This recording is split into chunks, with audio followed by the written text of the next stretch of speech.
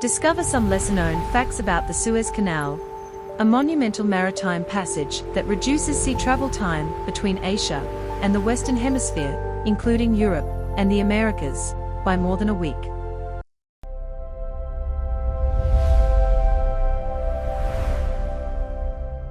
Although the Suez Canal is a relatively modern engineering marvel, the vision for such a waterway dates back to approximately 1850 BC under the reign of the Egyptian pharaoh Senusret III.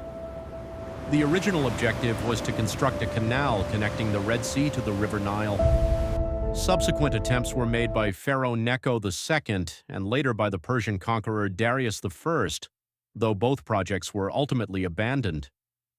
According to ancient plans, this passage was intended for completion in the 3rd century BC.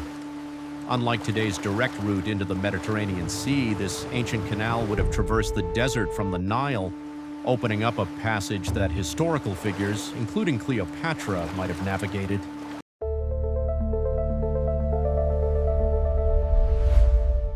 Following his conquest of Egypt in 1798, Napoleon Bonaparte formulated plans to construct a navigable waterway linking the Red Sea directly to the Mediterranean.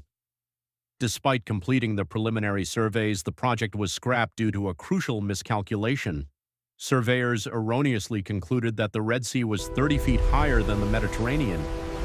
It was feared that opening the canal would cause catastrophic flooding, overwhelming and destroying the fertile silt basin of the Nile Delta. It was not until a comprehensive study in 1847 that researchers confirmed there was no significant elevation difference between the two seas.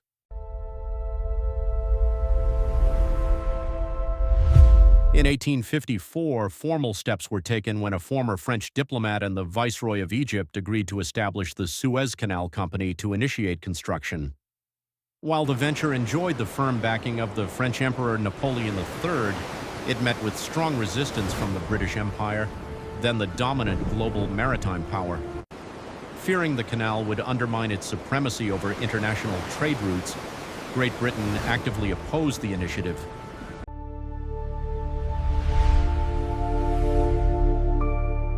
In an era preceding advanced machinery, the initial excavation began through sheer physical labor, relying on thousands of workers equipped with basic picks and shovels.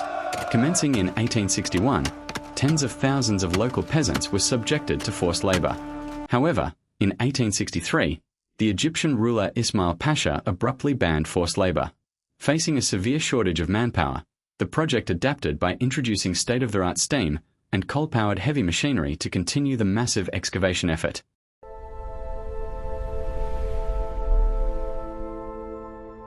As the canal neared completion in 1869, the French sculptor Frédéric-Auguste Bartholdi proposed an ambitious monument titled Egypt Bringing Light to Asia to stand at the canal's Mediterranean entrance.